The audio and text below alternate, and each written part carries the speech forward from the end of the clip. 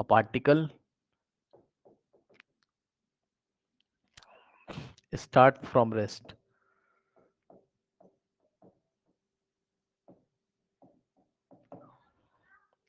Its its acceleration versus time. Its acceleration versus time graph is shown in the figure. Is shown in the figure. Correct. The maximum speed of the particle will be the maximum speed of the particle will be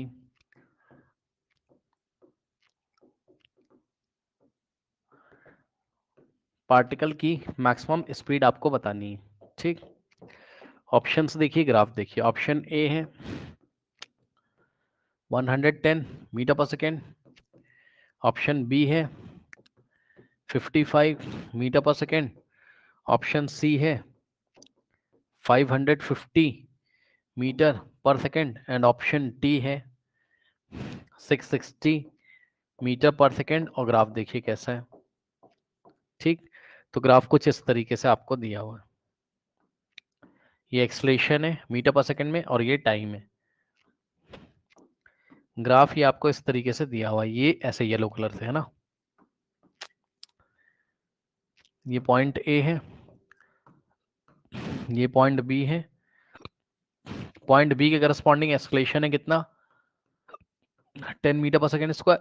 तो point A के corresponding time है 11 second 11 second. अब देखिए जरा ध्यान से.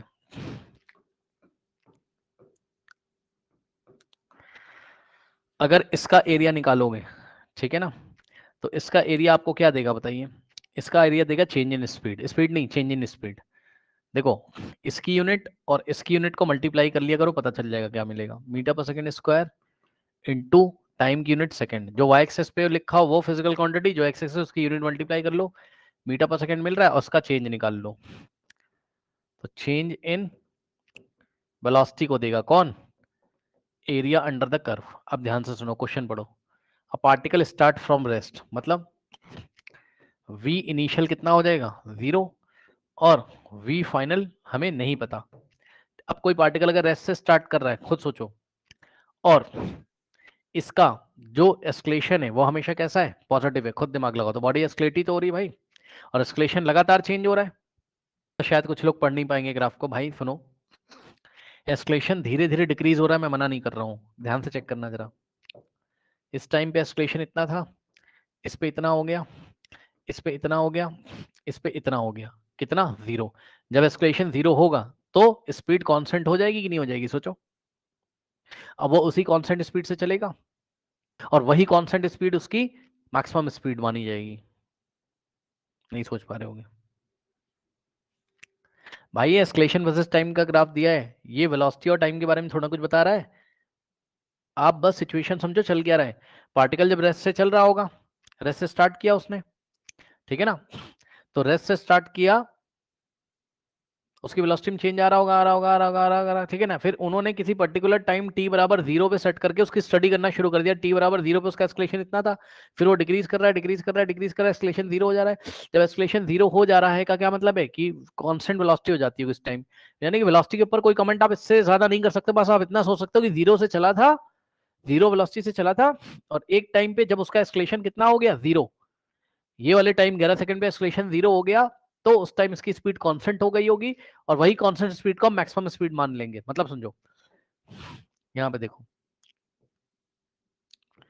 Area under 80 curve, 80 graph